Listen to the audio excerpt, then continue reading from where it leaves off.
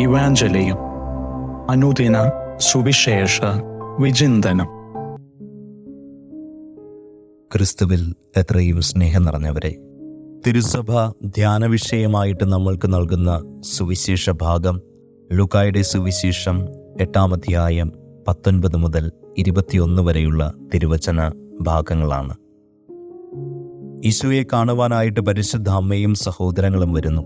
പക്ഷേ അവൻ്റെ അടുക്കിലേക്ക് എത്തുവാനായിട്ട് അവർക്ക് സാധിക്കുന്നില്ല. ഈശോയോടൊപ്പം ഉണ്ടായിരുന്നവർ ഈശോയോട് പറയുന്നുണ്ട്, നിന്റെ അമ്മയും സഹോദരങ്ങളും നിന്നെ കാണാൻ വന്നിട്ടുണ്ട്.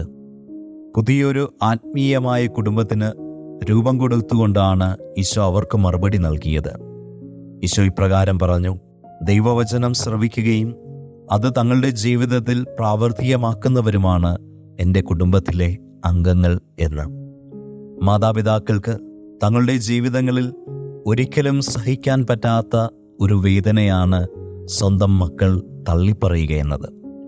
പരിശുദ്ധ അമ്മയെ തള്ളിപ്പറയുന്നതായിട്ട് വചനങ്ങളിലൂടെ നമുക്ക് തോന്നുമെങ്കിലും ദൈവവചനം ശ്രവിച്ച് തൻ്റെ ജീവിതത്തിൽ അത് പൂർണ്ണമായിട്ട് പ്രാവർത്തികമാക്കിയ പരിശുദ്ധ അമ്മയ്ക്ക് തോന്നിക്കാണില്ല തൻ്റെ മകൻ തന്നെ തള്ളിപ്പറഞ്ഞുവെന്ന്.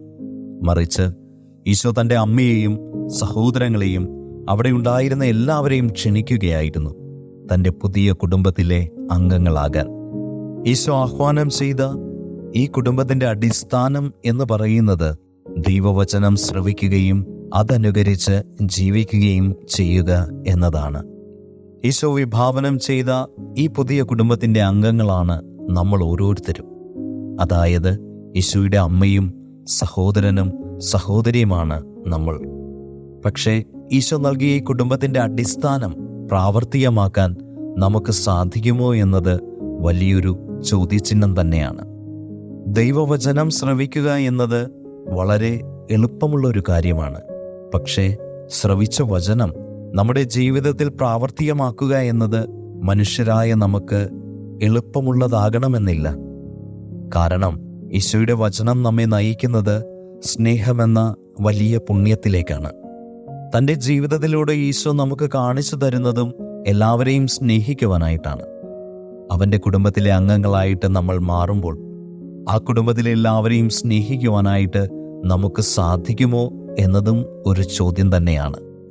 ക്രിസ്തുവിൻ്റെ ഈ കുടുംബത്തിലെ അംഗങ്ങളായിരിക്കുന്നവരിൽ നമ്മുടെ ശത്രുക്കൾ ഉണ്ടാകാം, നമ്മളെ മാറ്റി നിർത്തിയവരുണ്ടാകാം, നമ്മളെ ഓരോരുത്തരെയും തള്ളിപ്പറഞ്ഞവരുണ്ടാകാം, നമ്മളെ സ്നേഹിക്കാത്തവരുണ്ടാകാം, നമുക്കിഷ്ടമില്ലാത്തവരുണ്ടാകാം, നമ്മൾ ആരുടെ കൂടെയാണോ ജീവിക്കേണ്ടാത്തത് എന്ന് ചിന്തിക്കുന്നവരുണ്ടാകാം.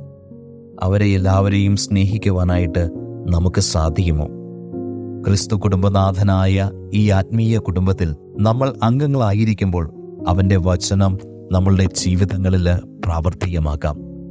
ശത്രുക്കളെ സ്നേഹിക്കുവാനായിട്ട് വചനത്തിലൂടെ അവൻ പറഞ്ഞു. നമ്മളെ ദ്വേഷിക്കുന്നവർക്ക് വേണ്ടി പ്രാർത്ഥിക്കുവാനായിട്ട് അവൻ പറഞ്ഞു. ശത്രുക്കളെ സ്നേഹിച്ചുകൊണ്ടും മറ്റുള്ളവർക്ക് വേണ്ടി പ്രാർത്ഥിച്ചുകൊണ്ടും ഈശോയുടെ സഹോദരനും സഹോദരിയും അമ്മയുമായിട്ട് നമുക്ക് മാറാം. സർവശക്തനായ ദൈവം നിങ്ങളെ ഓരോരുത്തരെയും സമൃദ്ധമായിട്ട് അനുഗ്രഹിക്കട്ടെ. ആമേൻ.